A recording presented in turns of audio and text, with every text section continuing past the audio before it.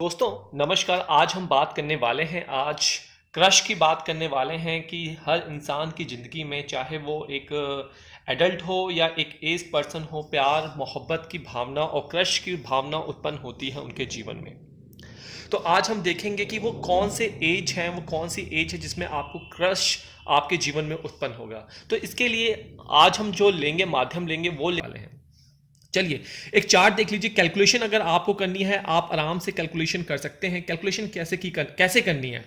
मान लीजिए अगर आपकी एज, यहां पे दो चीजें ध्यान रखनी है आपको आपको दो केस याद रखना है। अगर आपकी जो एज है वो 22 साल से ज्यादा है या फिर आपकी एज 22 साल से कम है।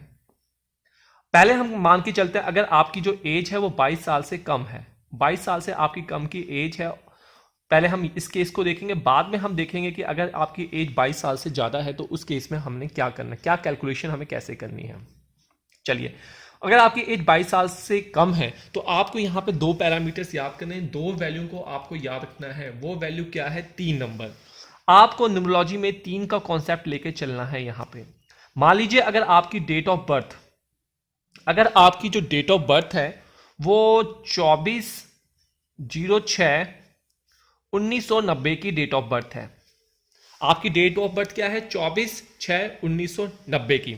इसमें से क्या है, आपको ये ईयर नहीं देखना है और ये आपको डे नहीं देखना है, आपको इस मंथ पे फोकस करना है। अब इसमें से आपने क्या करना है, इसमें से आपको सीधे सीधे डिजिट को माइनस करना है। कौन से डिजिट को माइनस करना है? आपको यहां पे 6 नंबर से 3 नंबर को माइनस कर देना है। अगर आप 6 में से 3 माइनस करते हैं तो आपके पास कितना बचेगा? 3 बचेगा। तो आपके पास जो नंबर आया, जो डिजिट आया आफ्टर माइनस करने के बाद आया, वो आता है 3। अब आपको क्या करना है, इस 3 नंबर में जो आपके पास ये 3 नंबर आया है, इसमें आपको 6 का जोड़ करना है। और ये जोड़ आपको तब तक करना है जब तक यहां पे डिजिट आपको 20 ना मिल जाए। चलिए, 6 और 3 अगर हम जोड़ते हैं तो ये हमारे पास 9 बन जाएगा। अब इस 9 को आपने यहां लेके आना है और फिर से इसमें 6 को ऐड करना है। 9 और 6 जो होता है वो आपका 15 होता है। जो ये 15 आएगा, इसमें आपको फिर से 6 प्लस करना है और 15 और 6 अब आप देख लीजिए कितना होता है। 15 और 6 16 17 18 19 20 21। 15 और 6 जो होता है वो आपका 21 होता है। अब यहां पे क्या है, इस केस को आपको ध्यान पे लेकर चलना है। यहां पे अभी आपकी जो एज हो गई है वो 20 साल से ज्यादा हो गई है। अब यहां पे जो आपने काम करना है वो ये करना है, जो ये 6 डिजिट था इसका हाफ कर देना है, 6 का हाफ करना है आपको यहां पे। अर्थात यहां पे आपको अब 3 नंबर लेना है, अर्थात 3 का आपको ऐड करना है। जो आपको 21 नंबर मिला है यहां पे, इस 21 में अब आपको 3 प्लस कर देना है। 21 और 3 कितना होता है? 21 और 3 आपका 24 हो गया। 24 में फिर से आपको 3 प्लस करना है, 25 26 27 हो गया। 27 में आप फिर से 3 प्लस करेंगे तो ये आपका 30 हो जाएगा। इसी तरीके से आपको करते चले जाना है और ये नंबर बढ़ता चले जाएगा। तो ये उन लोगों के लिए है जिनकी एज जो है वो 22 साल से कम है।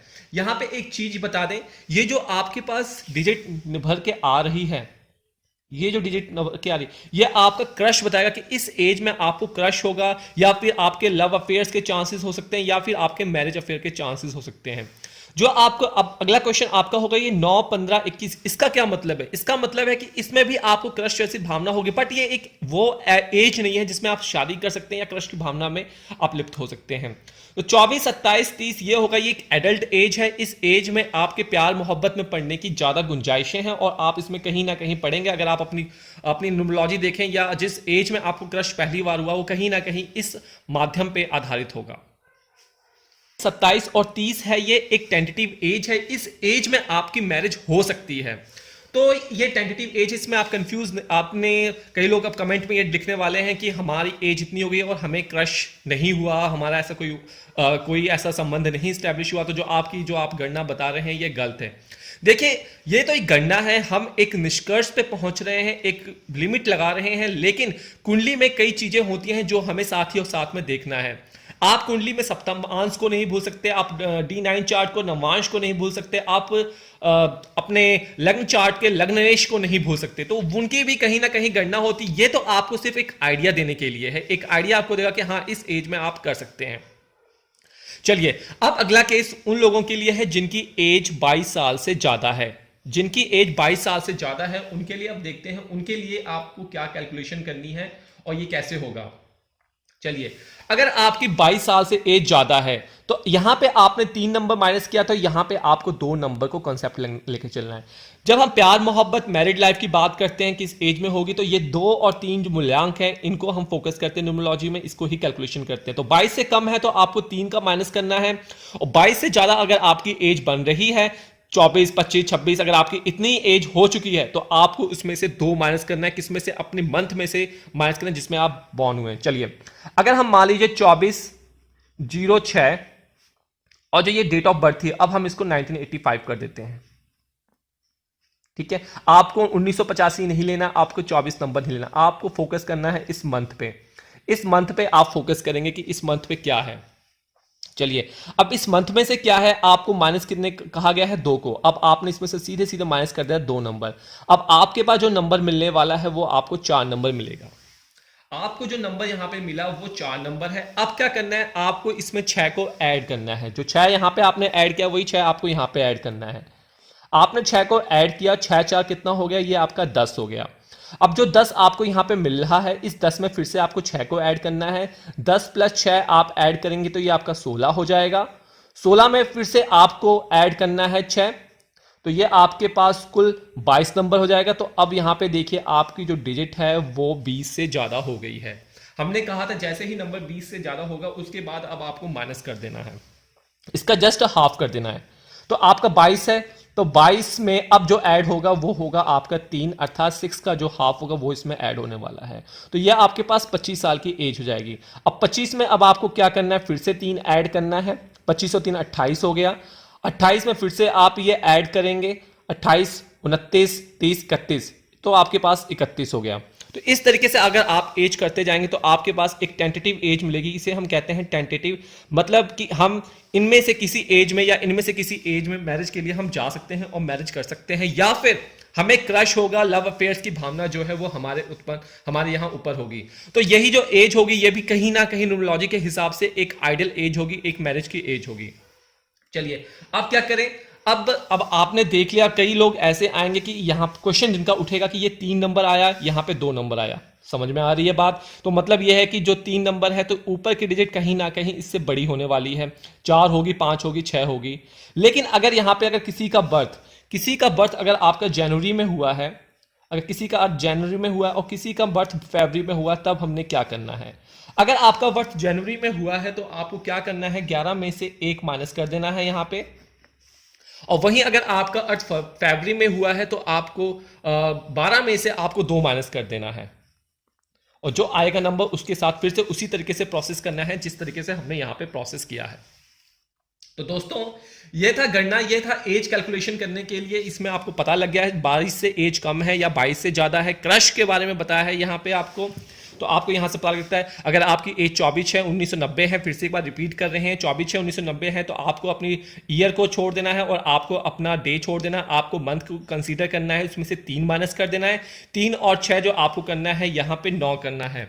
तो 6 नंबर होता है दोस्तों, ये शुक्रदेव का नंबर होता है। न्यूमरोलॉजी में 6 नंबर जो होता है ये आपका शुक्रदेव का होता है, इसको आपको ध्यान रखना है।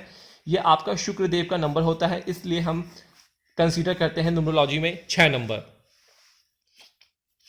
6 नंबर को कंसीडर करते हैं न्यूमरोलॉजी में। अगर हम कुंडली में बात कर लें तो कुंडली में जो नंबर शुक्रदेव का होता है कुंडली में वो 2 और 7 होता है। कंफ्यूज नहीं होना है, ये आपकी कुंडली है, वैदिक एस्ट्रोलॉजी है, और यहाँ पे हम न्यूमरोलॉजी की बात कर रहे हैं आपसे।